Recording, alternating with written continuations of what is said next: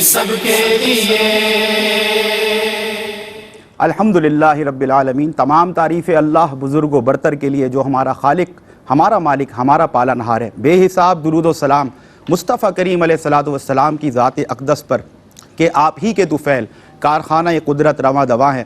اللہم صلی علی سیدنا و مولانا محمد و علی آل سیدنا و مولانا محمد وبارک وسلم۔ ناظرین محترم، السلام علیکم ورحمۃ اللہ وبرکاتہ۔ میں ہوں آپ کا میزبان سمیر احمد، اور اس وقت ARYQ TV پر آپ ملاحظہ کر رہے ہیں پروگرام روشنی سب کے لیے۔ ناظرین، اللہ تبارک و تعالیٰ قرآن مجید و فرقان حمید میں ارشاد فرماتا ہے، وما خلقت الجن والانس الا لیعبدون۔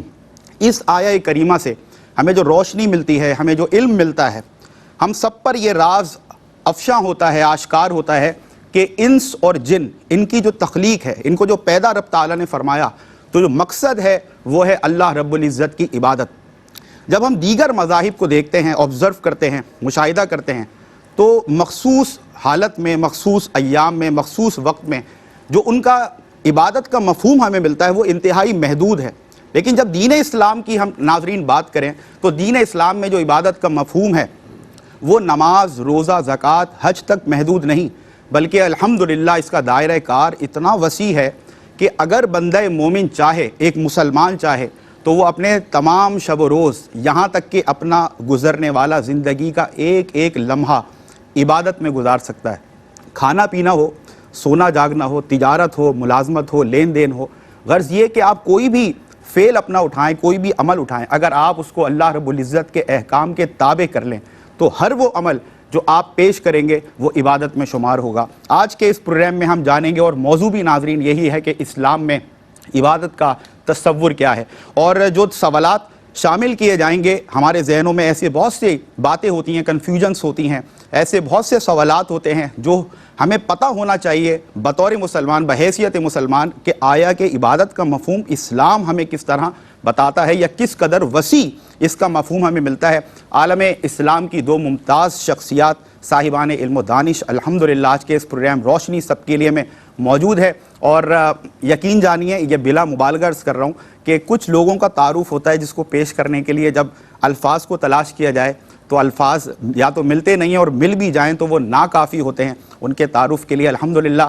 اللہ رب العزت نے اپنے دین کے علوم سے ان دونوں شخصیات کو نوازا، اور پھر کرم بالائے کرم یہ کہ جس انداز سے آپ دونوں شخصیات گفتگو فرماتے ہیں، اتنی مٹھاس اس میں، اتنی لذت، اتنی حلاوت کہ سننے والے الحمدللہ ہر زبان پر سبحان اللہ ہوتی ہے، اور اللہ تعالیٰ ان کو سلامت رکھے۔ میرے ساتھ موجود ہیں حضرت علامہ مولانا مفتی لیاقت حسین اظہری صاحب، قبلہ السلام علیکم۔ وعلیکم السلام ورحمۃ اللہ وبرکاتہ۔ آپ کی آمد کا بہت شکریہ سر، جزاک اللہ، سو نائس آف یو۔ اور آپ ہی کے ساتھ ایک اور شخصیت جن کے لیے اکثر میں عرض کرتا ہوں کہ اتنی فلوئنسی کے ساتھ، اتنی پرفیکشن کے ساتھ ریفرنس بیسڈ محقق اور مدلل گفتگو کرنا، یہ آپ ہی کا ملکہ اور دسترس ہے، ماشاءاللہ۔ اللہ آپ کو سلامت رکھے۔ مفتی محمد احسن نوید نیازی صاحب، السلام علیکم۔ وعلیکم السلام ورحمۃ اللہ وبرکاتہ۔ سر ویلکم بیک، اور روشنی پہنچانے، ملکہ کی درستی پر سبحان اللہ۔ سبحان اللہ، کیا کہنے۔ اچھا، جب آپ تھوڑے سے میں نے ایکسپریشنز آپ کے نوٹ کیے، مجھے پتا تھا آپ یہ کہنے والے ہیں، ماشاءاللہ اتنی آپ کی جو ہے نا شاگردی میں سمجھ آ گیا، ماشاءاللہ۔ اللہ تعالیٰ آپ کو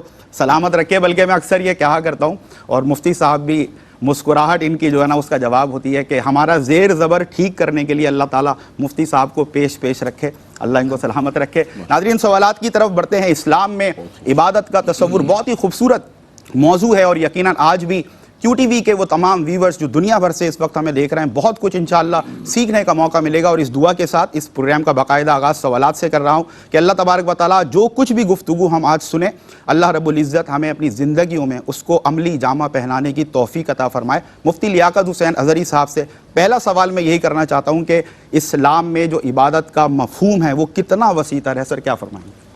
بہت شکریہ محترم ڈاکٹر سمیر احمد صاحب، اللہ تبارک و تعالیٰ آپ کو برکتیں عطا فرمائے، آمین۔ بسم اللہ الرحمن الرحیم۔ دیکھیں، قرآن مجید فرقان حمید میں رب تبارک و تعالیٰ نے انسان کی تخلیق کا مقصد ذکر کیا ہے۔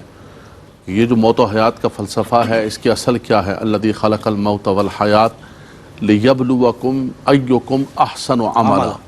فرمایا موت و حیات کو اسی لیے پیدا کیا کہ تاکہ وہ تمہیں جانچے، تمہارا امتحان لے، تمہیں پرکھے کہ تم میں سے کون زیادہ اچھے اعمال کرنے والا ہے۔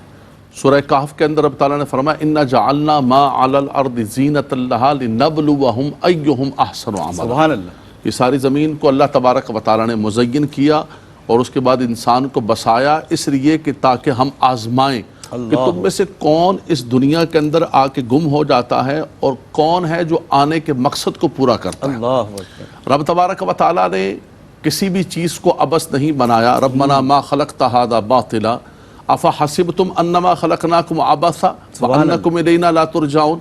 کیا تم نے گمان کر لیا ہے کہ رب تبارک و تعالیٰ نے تمہیں عبث و بیکار بنایا؟ نہیں، اللہ تعالیٰ نے تمہیں ایک مقصد عظیم، مقصد عالی شان عطا کر کے دنیا کے اندر بھیجا، اور وہ ہے وما خلقت الجن والانس الا لیعبدون، کہ زندگی آمد برائے بندگی، زندگی بے بندگی شرمندگی.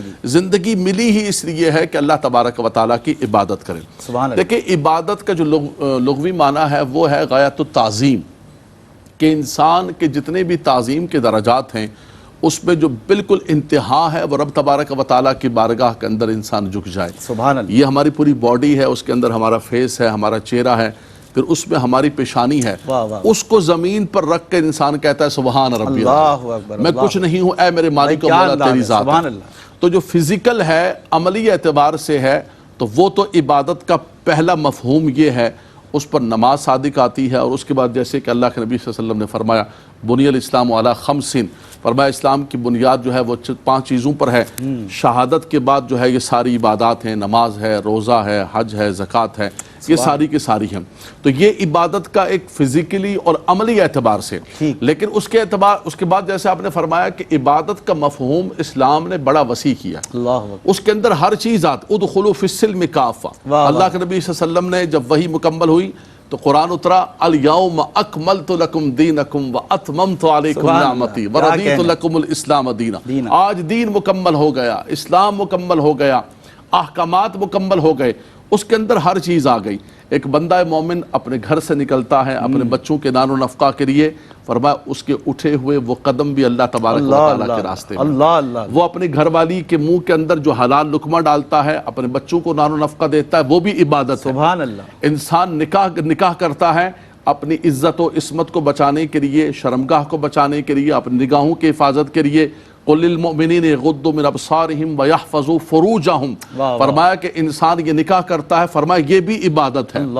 انسان جو ہے کسی کے ساتھ کوئی اچھا برتاؤ کرتا ہے، بلکہ راستے کے اندر کوئی پڑی ہوئی چیز ہے جو لوگوں کو اذیت دیتی ہے اس کو ہٹا دیتا ہے، فرمایا یہ بھی عبادت ہے. انسان کسی کی ہیلپ کرتا ہے، مدد کرتا ہے، مخلوق خدا کے ساتھ اچھا کرتا ہے، فرمایا یہ بھی عبادت ہے. تو عبادت کا مفہوم اتنا وسیع ہے کہ اس کے اندر معیشت بھی ہے، اس کے اندر تجارت بھی ہے، اس کے اندر نکاح بھی ہے، اس کے اندر نان و نفقہ بھی ہے، اس کے اندر ہر چیز آ جاتی ہے. بندہ صبح سے شام تک جو کام کرتا ہے، آپ دیکھیں نا قرآن مجید فرقان حمید نے کتنا خوبصورت فرمایا تم نے نماز پڑھ لی جمعے کی، فَإِذَا قُضِيَتِ الصَّلَاةُ فَانْتَشِرُوا فِي الْأَرْضِ وَابْتَغُوا مِنْ فَضْلِ اللَّهِ. فرمایا کیا کرو؟ اللہ کا فضل تلاش کرو. یعنی قرآن نے رزق حلال کو فضل اللہ سے تعبیر فرمایا، اللہ کا فضل. تو اسلام کا مفہوم جو ہے وہ عبادت بہت وسیع ہے، اس کے اندر ہر چیز آ جاتی ہے.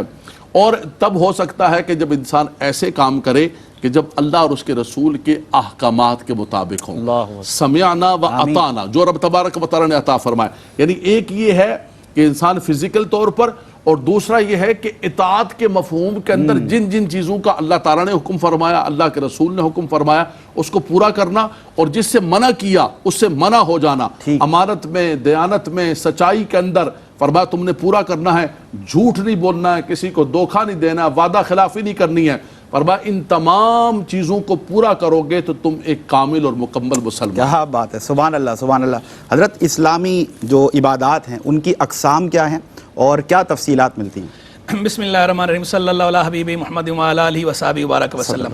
عبادات بنیادی طور پر 3 قسموں پر مشتمل ہیں. ایک ہوتی ہے بدنی عبادت، ایک ہوتی ہے مالی عبادت، اور ایک ہوتی ہے مرکب یعنی بدنی اور مالی سے مل کر جو بنی ہے، جس میں بدنی پہلو بھی ہے اور مالی پہلو بھی ہے، کمپاؤنڈ ہے. بدنی عبادت ہے جس میں ہمارے بدن کا دخل ہے، جیسے کہ نماز ہے، روزہ ہے، جہاد ہے وغیرہ. اسی طرح مالی عبادت جو ہے جس میں ہمارے مال کا دخل ہے، جیسے زکوٰۃ ہے، صدقہ فطر ہے، قربانی ہے، کفارہ کفارے اور فدیے وغیرہ جو ہم دیتے ہیں، اور اب تو خیر وہ غلاموں کا رواج نہیں رہا، غلام آزاد کرنا وہ بھی اسی مالی عبادت میں شمار ہوتا تھا، کفارے وغیرہ میں بھی، اور کفارے سے ہٹ کر بھی اگر غلام کو یہ آزاد کرتا ہے تو وہ مالی عبادت شمار ہوتی ہے، پیسے دے کے کرتا تھا تو یہ بالکل، تو یہ مالی عبادت۔ مرکب عبادت وہ ہے کہ جو بدن اور مال دونوں پہلو جس کے اندر موجود ہیں، جس میں ہماری دونوں چیزیں استعمال ہو رہی ہوں، بدن بھی ہمارا استعمال ہو رہا ہے اور مال بھی استعمال، جیسے حج ہے۔ اب یہ تین عبادات ہیں، ان کے اندر دو پہلو ہیں، ایک پہلو ہے نیابت کا۔ نیابت کا مطلب یہ ہوتا ہے کہ کسی کو اپنا وکیل بنانا یا نائب بنانا۔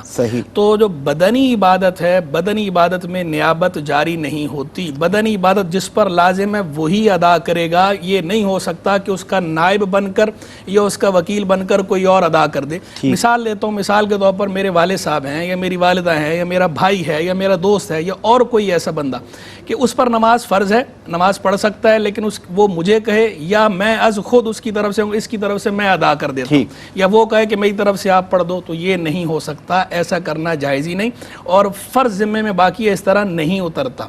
رہ گئی مالی عبادت۔ مالی عبادت میں نیابت اور وکالت دونوں جاری ہوتی ہیں، صدقہ فطر ہو یا قربانی ہو یا اور کوئی مالی عبادت ہو، زکوٰۃ ہو، وہ وکیل یا نائب ادا کر سکتا ہے اجازت سے۔ اب اس کے لیے اجازت ضروری ہوتی ہے، صراحتاً ہو یا دلالتاً ہو، حکماً ہو، انڈرسٹوڈ ہو تو بھی چلے گا، لیکن بہرحال اس میں نیابت یا وکالت جاری ہوتی ہے۔ مرکب کی طرف آ جائیں، وہ عبادت جو بدنی اور مالی دونوں پہلوؤں پر مشتمل ہے، اس عبادت کے اندر نیابت یا وکالت جاری ہوتی ہے، یعنی اس میں تفصیل ہے۔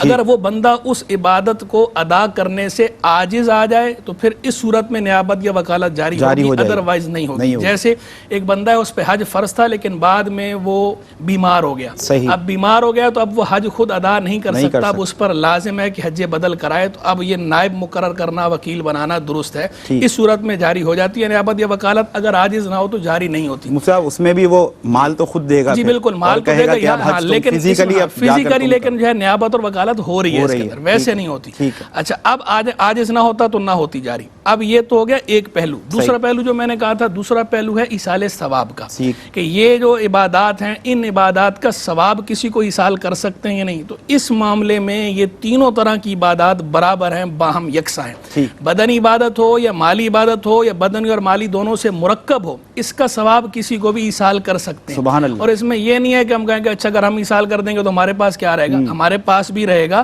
جو ثواب آپ کا ہے وہ ملے گا، ہمارا ہے وہ ہمارا ہی ہے، اور جو دوسرے کو ہم نے ثواب پیش کیا۔ یہیں سے کنٹینیو آپ کر لیے گا، ایک بریک آ رہی ہے اور آپ کو پتہ ہے بریک بھی لینا ضروری ہے۔ ناظرین، آپ سے ملاقات ہوتی ہے ایک بریک کے بعد۔ جی، بریک کے بعد آپ کا خیر مقدم ہے ناظرین۔ آج پروگرام میں روشنی سب کے لیے میں جو موضوع ہے وہ ہے اسلام میں عبادت کا تصور، اور مفتی محمد احسن نوید نیازی صاحب ہمیں اقسام بتا رہے تھے، عبادت کی کیا اقسام ہیں، اور اس کے ساتھ ساتھ اس کی تفصیلات سے بھی آگاہ کر رہے تھے۔ آپ نے فزیکل جو عبادات ہیں اس کے لیے بتایا کہ نیابت جاری نہیں ہو سکتی، اور جو مالی عبادت ہے اس کے لیے ہو سکتی ہے، اور پھر جو مرکب ہے یعنی کہ دونوں عبادات کا جسمانی یا مالی اس کا جو مجموعہ ہے، اس حوالے سے بھی پھر آپ نے گائیڈ لائن دی اور رہنما اصول بتائے اسلام کے۔ سر یہیں سے کنٹینیو۔ جی، تو میں عرض کر رہا تھا کہ نیابت اور وکالت کے حوالے سے تو ان عبادات میں باہم فرق ہے، اور جو فرق ہے میں نے وہ واضح کر دیا۔ جہاں تک معاملہ ہے ایصال ثواب کا، جو دوسرا پہلو ہے، میں نے کہا تھا دو پہلو ہیں، دوسرا پہلو ایصال ثواب والا ہے۔ اس معاملے میں یہ عبادات بدنی ہوں یا مالی ہوں یا مرکب ہوں، یہ برابر ہیں۔ ایصال ثواب کسی بھی عبادت کا کیا جا سکتا ہے، فرض کا بھی کر سکتے ہیں، مستحب کا بھی کر سکتے ہیں، نفل کا بھی کر سکتے ہیں، بدنی کا بھی کر سکتے ہیں، مالی کا بھی کر سکتے ہیں، مرکب کا بھی کر سکتے ہیں، اور ایصال ثواب کر دینا چاہیے۔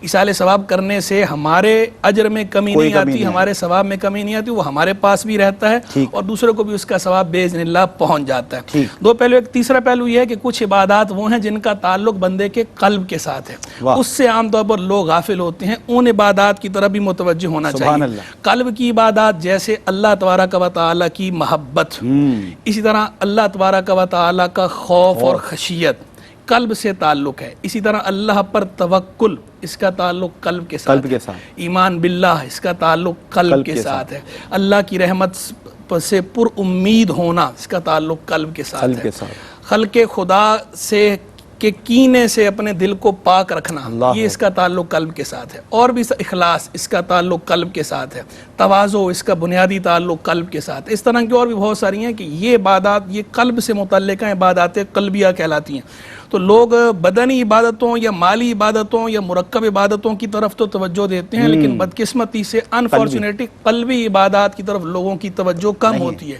تو قلبی عبادات اسی طرح اہم ہیں جس طرح انسان کے بدن میں قلب اہم ہے۔ قلبی عبادات کی اہمیت بہت زیادہ ہے، تو قلبی عبادات سے جو بالکل غافل نہیں ہونا چاہیے۔ اور آخری ایک بات یہ کہ عبادت اور تعظیم میں تھوڑا سا فرق ہے۔ بعض لوگ جو یہ مطلق تعظیم کو عبادت قرار دے کے اعتراض کرنا شروع کر دیتے ہیں، یہ بھی درست نہیں۔ عبادت ہے غایت تعظیم، جیسے کہ علامہ صاحب نے فرمایا نا، غایت التعظیم، تعظیم کی انتہا۔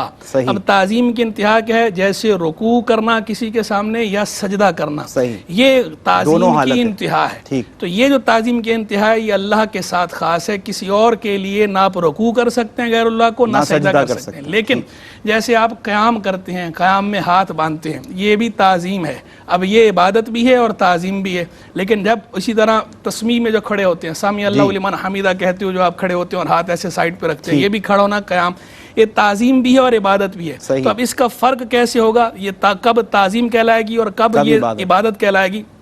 جب بندہ اپنے آپ کو عابد سمجھ کر عبدیت بجا لاتے ہوئے معبود کے سامنے اسے معبود سمجھ کر یہ افعال کرے گا تو یہ غایت التعظیم کے تحت آ جائے گا، تو یہ عبادت ہے۔ لیکن جب یہ بندہ کسی اور کے سامنے اللہ کی کسی مخلوق کو قابل تعظیم جانتے ہوئے اس کے سامنے ہاتھ باندھ کر کھڑا ہوتا ہے، اسے معبود نہیں سمجھ رہا، اپنے آپ کو اس کا عبد نہیں سمجھ رہا، عبدیت نہیں بجا لا رہا، صرف تعظیم بجا لا رہا ہے، جس تعظیم کا حکم ہے، اپنے بڑوں کی تعظیم کا بھی حکم دیا گیا نا، بلکہ یہاں تک فرمایا کہ جو بڑوں کی توقیر نہ کرے، چھوٹوں پہ شفقت نہ کرے، وہ ہم میں سے نہیں۔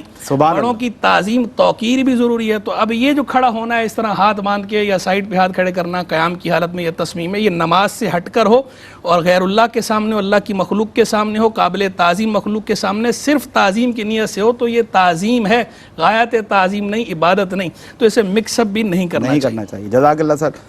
مفتی صاحب یہ فرمائیے گا کہ ہم دیکھتے ہیں مختلف مذاہب میں کسی نہ کسی فارم میں، کسی نہ کسی شکل میں عبادت کا تصور اور مفہوم موجود ہے، لیکن دین اسلام کی جو مطلب ہماری اسلامی عبادات ہیں وہ کس طرح دین اسلام کو دیگر مذاہب سے ممتاز کرتی ہیں؟ کیا فرمائیے گا؟ دیکھیں، دیگر مذاہب کی دو صورتیں ہیں کہ دوسرے مذاہب جو سماوی ہیں ان مذاہب کے اندر اور اسلام کے اندر تو تقریباً جو ہے وہ عبادات ان مذاہب سماویہ کے اندر بھی موجود تھیں کسی نہ کسی فرق کے ساتھ۔ جیسے روزے کے بارے میں فرمایا کہ کتب علیکم الصیام کما کتب علی الذین من قبلکم لعلکم تتقون۔ نماز بھی تقریباً جو ہے وہ موجود تھی۔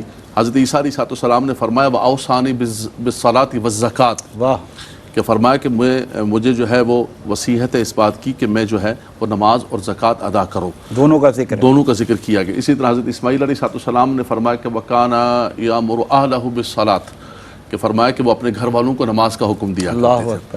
تو جتنی سماوی، قرآن مجید فرقان حمید کے اندر سب کا ذکر ہے، سماوی جو عبادات ہیں کچھ فرق ہوا کرتا تھا۔ جیسے مثال کے طور پر ان کے ہاں ایسا ہوتا تھا کہ عبادت گاہ کا ہونا ضروری ہے۔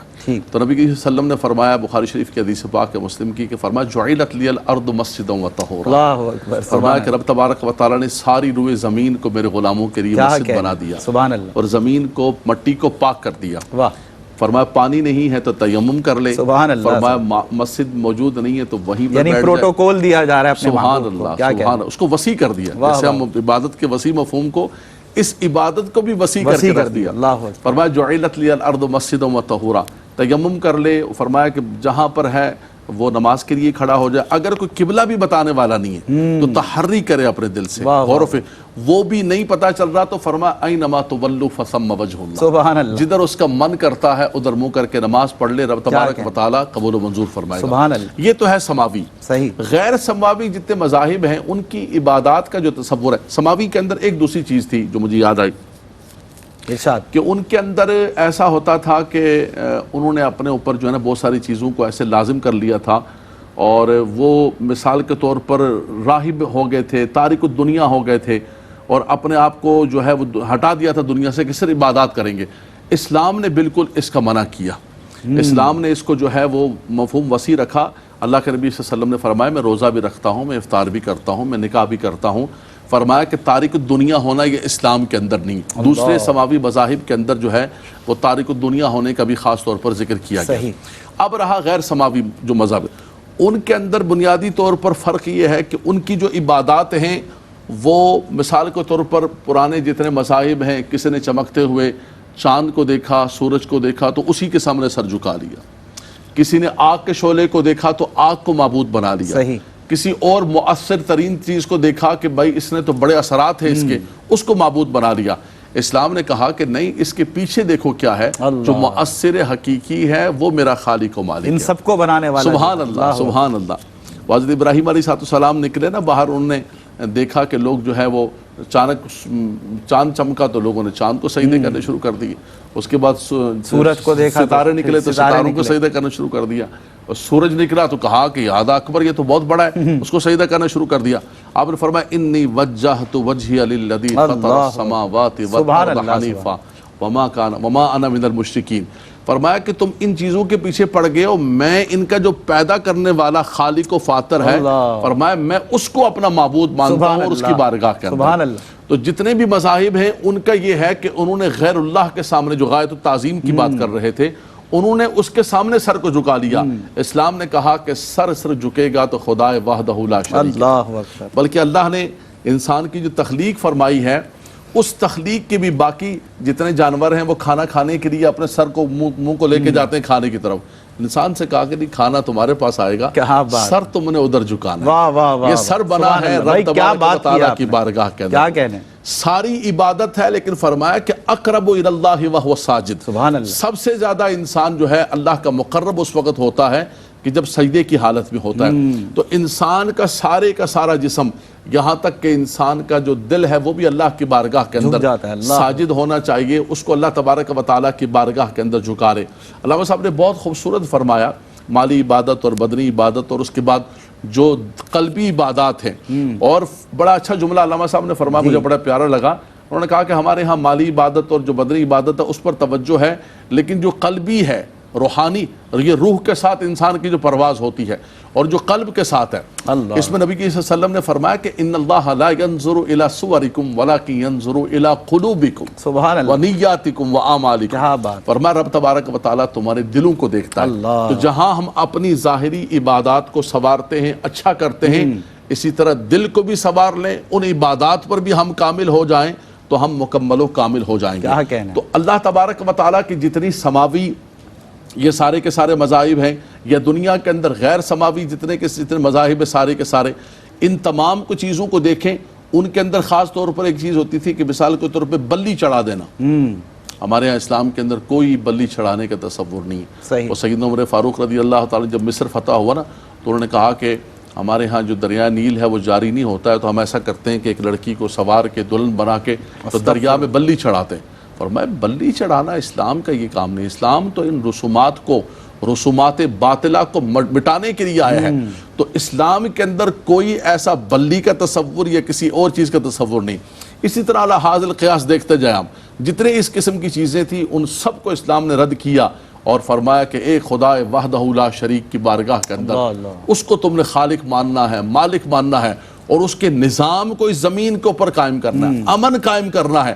اور فرمایا کہ تب جا کر جو ہے رب تبارک و تعالیٰ زمین سے بھی برکتیں عطا فرمائے گا، آسمان کی رحمتیں بھی تمہیں ملے گی۔ وَلَوْ أَنَّهُمْ آمَنُوا وَاتَّقَوْا لَفَتَحْنَا عَلَيْهِمْ بَرَكَاتٍ مِّنَ السَّمَاءِ۔ سبحان اللہ، سبحان اللہ۔ اور مفتی صاحب آپ نے جو فرمایا اور حضرت نے بھی اشارہ کیا اس کی طرف کہ ہمیں قلبی عبادات کی طرف بھی اسی طرح توجہ دینی چاہیے جیسے کہ دیگر، اور پھر جو آپ نے کہا نا کہ یہ بھی اتنا ہی ضروری ہے جتنا انسان کے لیے یہ دل، بھائی کیا کہنے، سبحان اللہ۔ اور میں بلکہ یہ دعا کرتا ہوں کہ یہ جو ہم نے یہ جذبہ محسوس کیا آپ کی اس بات کو سننے کے بعد، ہمارے ناظرین بھی کریں اور ہم سب عمل کی طرف آ جائیں۔ قبلہ کیا فرمائیں گے کہ عبادت کی جو ہمیں خصوصیات ملتی ہیں اور جو اس کے فوائد ملتے ہیں، اس کے ساتھ ساتھ جو خوبیاں اور ممتاز بھی کرتی ہیں دیگر مذاہب کی عبادات سے، کیا فرمائیں گے؟ اسلامی عبادات کی خوبیوں کی اور خصوصیات کی، کوالٹیز کی، کریکٹرسٹکس کی کیا بات کی جائے، سبحان اللہ۔ ویسے تو دین کا، اسلام کا ہر حکم اور ہر امر اپنی اپنی جگہ سبحان اللہ وہ حسین ہے۔ بالخصوص عبادات کو اگر دیکھیں تو ان عبادات کے اندر بھی آپ کو ایک خاص توازن، تناسب اور حسن نظر آئے گا، موزونیت نظر آئے گا۔ کسی بھی عبادت کو آپ دیکھیں، چاہے بدنی عبادت ہو، چاہے مالی عبادت ہو، چاہے مرکب عبادت ہو، چاہے قلبی عبادت ہو، کسی بھی عبادت کو آپ دیکھ لیں اسلام کی، آپ کو اس کے اندر ایک خاص قسم کا توازن، تناسب، موزونیت نظر آئے گی، حسن نظر آئے گا۔ کیا تو خوبصورت ایک بات، تو سب سے بڑی جو اس کی خصوصیت ہے، کوالٹی ہے، وہ تو یہ حسن کا ہونا۔ دوسرا اس سے یہ دیکھیں کہ پابندی، یہ کئی عبادات ایسی ہیں جو اگر انسان پابندی سے ادا کرے، وہ عبادات انسان کو پابند بناتی ہیں، پنکچوئل بناتی ہیں، پنکچویلٹی سکھاتی ہیں، جو اس کی دنیاوی فوز و فلاح کے لیے بھی ضروری ہے اور اخروی فوز و فلاح کے لیے بھی ضروری ہے پابندی۔ پھر ڈسپلن، نظم و ضبط، کتنی عبادات ہیں۔ قطع کلامی کی معذرت، کیونکہ سوال بہت اہم ہے، اور جو آپ کا انداز آپ نے جو ابتدا کی ہے نا اس کی، میں چاہوں گا بڑے اہتمام کے ساتھ اور بڑے غور و خوض کے ساتھ ہمارے ناظرین سنیں۔ مجبوری ہوتی ہے ناظرین، ایک وقفہ ہے، آپ سے ملاقات ہوتی ہے ایک بریک کے بعد۔ جی بریک کے بعد آپ کا خیر مقدم ہے ناظرین۔ پروگرام روشنی سب کے لیے، موضوع ہے آج اسلام میں عبادت کا تصور۔ مفتی محمد احسن نوید نیازی صاحب فرما رہے تھے کہ جو عبادت ہے اس کی خوبیاں اور خصوصیات، اور جس انداز کا اسٹارٹ تھا اور ابتدا تھی مفتی صاحب کی، تو بریک ایک آ گیا، تو ہم چاہتے تھے کہ ایک بھرپور انداز سے، بڑے ہی اہتمام کے ساتھ، سکون اور اطمینان کے ساتھ یہ جواب ہم سنیں بھی انشاءاللہ اور عمل کرنے کی کوشش کریں سر۔ جی میں گزارش کر رہا تھا خوبیاں اور خصوصیات، تو ان میں سے کچھ کا بیان کر دیا تھا۔ آخری خوبی جو میں نے بیان کی تھی نظم و ضبط، ڈسپلن، کہ اسلامی عبادات کے اندر آپ کو ایک خاص نظم و ضبط نظر آئے گا، اور اگر وہ ان عبادات کا جو بھی پابند ہوگا تو اس کی زندگی میں بھی نظم و ضبط پیدا ہوگا۔ اب یہ نظم و ضبط کا پیدا ہونا انفرادی سطح پر بھی ضروری ہے، اجتماعی سطح پر بھی ضروری ہے۔ اس نظم و ضبط کا بھی انسان کی کامیابی میں بھی بڑا عمل دخل ہے، اور معاشرے کی ترقی اور خوشحالی میں بھی بڑا عمل دخل ہے۔ تو سوسائٹی کے لیے، مجتمع کے لیے بھی مفید ہے، اور انسان کی ذات کے لیے انڈیویجولی بھی مفید ہے۔ دونوں سطحوں پر جو ہے ان عبادات کا ایک بڑا فائدہ یہ ہے۔ پھر آپ اس کے بعد یہ دیکھیں کہ ان عبادات کے ذریعے ایک چیز آپ کو اور نظر آئے گی، ایک اور خوبی اور خصوصیت، کہ طبقاتی تقسیم آپ کو ان عبادات کے اندر نظر نہیں آئے گی۔ آپ دیکھیں نماز ہے تو امیر ہو یا غریب ہو، عربی ہو یا اجمی ہو، کالا ہو یا گورا ہو، کسی بھی طرح کی آپ کو تفریق، تقسیم نظر نہیں آئے گی۔ سارے ایک ہی صف میں کھڑے، ایک ہی صف میں کھڑے ہو گئے محمود و ایاز، نہ کوئی بندہ رہا نہ کوئی بندہ نواز، کیا کہنا، سارے ایک ہی صف میں کھڑے۔ یہی اسلام کا حسن ہے، اسلام کا حسن ہے، عبادات کا حسن اسلام کی۔ یہی معاملہ بادشاہ بھی، فقیر بھی، سب ایک لائن، بالکل سب ایک جگہ۔ آپ حج کے اندر بھی دیکھ لیں، حج میں بھی ایسا نہیں، سب نے ایک جیسا ہی احرام، سب کا سب نے ایک جیسا ہی حلق کرانا ہے، قصر کرانا ہے، حلق کرانا ہے، ایک جیسا، سب کے افعال ایک جیسے ہیں، سارے وہیں موجود ہیں۔ طواف کرنا ہے تو سب نے کرنا ہے، اور وقوف عرفہ وہاں سارے اسی طرح بے کسی کی حالت میں رب کے حضور گڑ گڑا رہے ہیں، سارے گڑ گڑا رہے ہیں۔ اور وہاں آپ دیکھیں نہ عالم اور غیر عالم کا فرق نہیں، یعنی وہاں تقسیم اور تفریق نہ دنیا کی ہے نہ دین کی ہے۔ دنیاوی تقسیم بھی طبقات کی، اہم بات بتا رہے ہیں آپ، دنیاوی جو ہے طبقاتی تقسیم بھی آپ کو وہاں ختم ہوتی نظر آئے گی، اور دینی طبقاتی تقسیم بھی آپ کو وہاں عالم ہو یا غیر عالم ہو، وہاں سارے برابر ہیں، وہاں سب کھڑے ہوئے ہیں رب کے حضور، سب، اور سب دنیا و معافی ہاتھ سے بے نیاز ہو کر اپنے رب سے لو لگائے۔ یہ ان عبادات کا ایک اور خاص پہلو کہ یہ عبادات انسان کے کردار پر اثر انداز ہوتی ہیں، اور اسی ان عبادات کی اصل روح تو یہی ہے کہ انر سیلف بندے کا تبدیل ہونا چاہیے، انر سیلف پہ اثر انداز ہوتی ہیں عبادات۔ اسی لیے فرمایا بھی گیا نا، ان الصلاۃ تنہی عن الفحشاء والمنکر، بے شک یہ نماز بے حیائی اور بری باتوں سے روکتی ہے، نماز روکتی ہے۔ اگر آپ کی نماز آپ کو بے حیائی اور بری بات سے نہیں روک رہی تو اس کا مطلب یہ ہے کہ آپ کی نماز کامل ادا نہیں ہو رہی۔ آپ اس نماز کی تصحیح کریں، ظاہری طور پہ تو ہم کہہ دیں گے فوکس کریں، ابھی فوکس کریں، تاکہ آپ کو اس نماز کا جو ثمرہ تھا وہ دنیاوی ثمرہ ہے، اخروی ثمرہ تو اپنی جگہ پر ہے، جو دنیاوی ثمرہ ہے وہ رزلٹ وہ ملنا چاہیے جو قرآن نے بیان کیا ہے، اللہ نے بیان کیا ہے۔ نماز دے گی تمہیں، جب دے گی، جب یہ بیان کسی مولوی کا نہیں، کسی عالم کا نہیں، یہ اللہ تبارک و تعالیٰ کا فرمان اور ہے بھی قرآن کے اندر، تو بے شک یہ برحق بات ہے۔ تو اگر کسی کی بھی نماز اس کو بے حیائی اور بری بات سے نہیں روک رہی تو اس کا مطلب یہ ہے کہ کہیں نہ کہیں اس کی اس نماز میں کوئی کوتاہی ہے، کوئی کجی ہے، کوئی کمی ہے جو پوری نہیں ہو رہی، جس کی وجہ سے اس کے کردار پر یہ اثر نہیں آ رہا۔ فاقم الصلاۃ لذکری، نماز قائم کرو میری یاد کے لیے، یعنی قلب بندے کا اللہ سے متعلق ہونا چاہیے۔ آپ کو ساری عبادات کے اندر نظر آئے گا کہ ہر عبادت میں بندے کو اللہ تبارک و تعالیٰ سے لو لگانے کی طرف متوجہ کیا جا رہا ہے، راغب کیا جا رہا ہے۔ تو یہ نہیں کہ آپ نے رسم تو ادا کر لی اور قلب آپ کا غافل ہے، قلب غافل نہیں ہونا چاہیے۔ اگر آپ کا قلب غافل ہے، خشوع اور خضوع نہیں ہے تو لا خشوع لا صلاۃ الا بخشوع، خشوع کے بغیر نماز نہیں، یعنی کامل نہیں. تو کامل نماز تو وہی ہے جس کے اندر خشوع ہو، جس میں آپ کی لو رب کے ساتھ لگی ہوئی ہو. تو ان عبادات کی ایک بڑی خوبی یہ کہ اللہ کے ساتھ لو لگانے کا باعث بنتی ہیں یہ عبادات، کہ وہ جو تھوڑی دیر جو ٹینیور ہوتا ہے اس ٹینیور کی جو پریکٹس ہے وہ پریکٹس بندے کو اللہ کے ساتھ ہمہ وقتی تعلق درست کرنے پر مجبور کرتی ہے. ہمہ وقتی پر زور ہے، ہمہ وقتی اللہ کے ساتھ جو ہمارا ہمہ وقتی تعلق ہے، ان عبادات کی کامل ادائی کی صورت میں وہ ہمہ وقتی تعلق درست ہو جاتا ہے. اور پھر انہی عبادات کے اندر ہمیں خلق خدا کا خیال رکھنا وہ بھی ان عبادات سے ملتا ہے. اب دیکھ لیں مالی عبادات جتنی ہیں، زکوٰۃ ہے، قربانی ہے، صدقہ فطر ہے، کفارے ہیں، وہ سارے ہی خلق خدا کے ساتھ بھلائی کی طرف متوجہ کرتے ہیں. تو یہ بھی ان عبادات کا ایک حسن ہے. اور پھر یہ عبادات جو ہے وہ غریب کی غربت مٹانے کے مالی عبادات کام آتی ہیں، اور امیر کے لیے معاشی طور پہ بھی معاشرہ اچھی طرف جائے گا. یہ اس کے معاشی اور معیشت سے متعلق اثرات ہیں. تو خیر یہ عبادات اسلام کی جتنی بھی ہیں ساری کی ساری ہر اعتبار سے، ہر اینگل سے، ہر زاویے سے معاشرے کے لیے بھی مفید ہیں اور انسان کی ذات کے لیے بھی مفید. ٹھیک ہے، بہت شکریہ، بہت خوبصورت گفتگو، آسن کلام.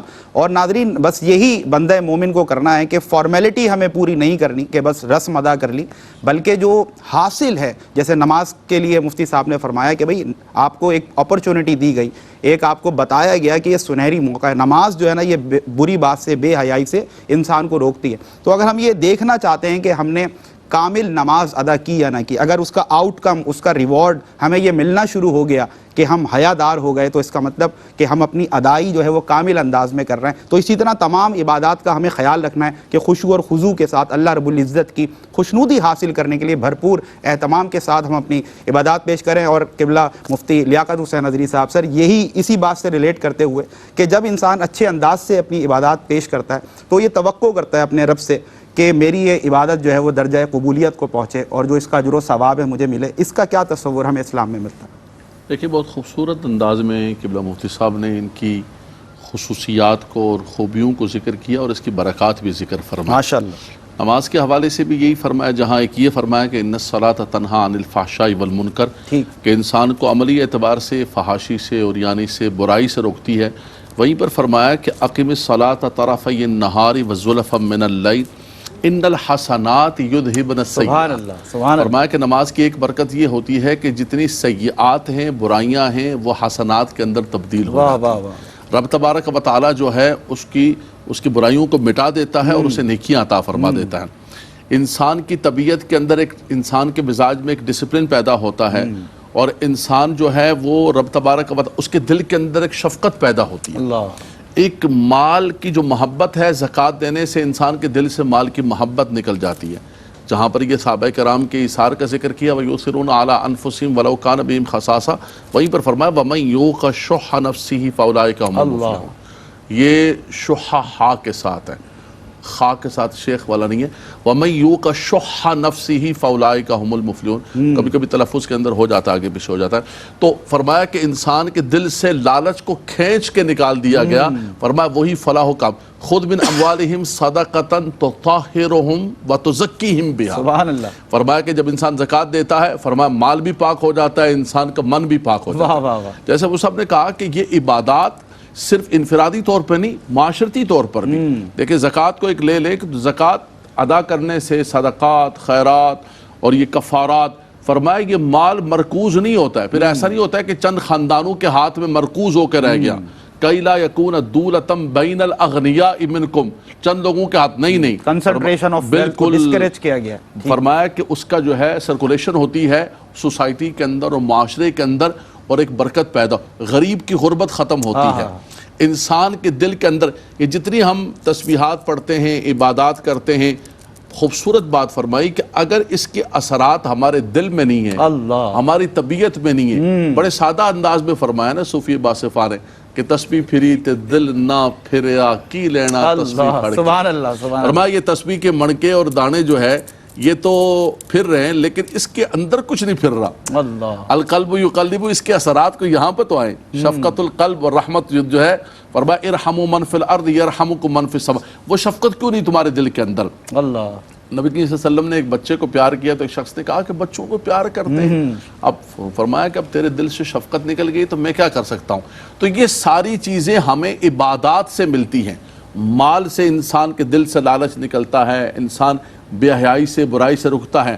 اگر یہ سب کچھ کرتے رہے ہم اور ادھر ہم لوگوں کو چکر دے کر جا کے خانہ کعبہ کے چکر لگا کے آ جائیں اور سمجھیں کہ ان چکروں سے یہ ہمارے سارے چکر معاف ہو جائیں گے، تو ایسا نہیں ہو سکتا. ان عبادات کا مقصد یہ ہے کہ ہم زیادہ سے زیادہ اللہ کے مقرب بنیں اور اللہ کی مخلوق کے لیے خیر الناس من ینفع الناس و خیر الناس من انفع الناس، سب سے زیادہ لوگوں کے لیے نافع بنیں. یہ عبادات ہمیں یہ برکتیں اور رحمتیں دے. سبحان اللہ. اللہ تعالیٰ سلامت رکھے. میں دونوں ہی مفتیان کرام کا بہت شکریہ ادا کرتا ہوں. مفتی لیاقت حسین اظہری صاحب، سر آپ کا بہت شکریہ.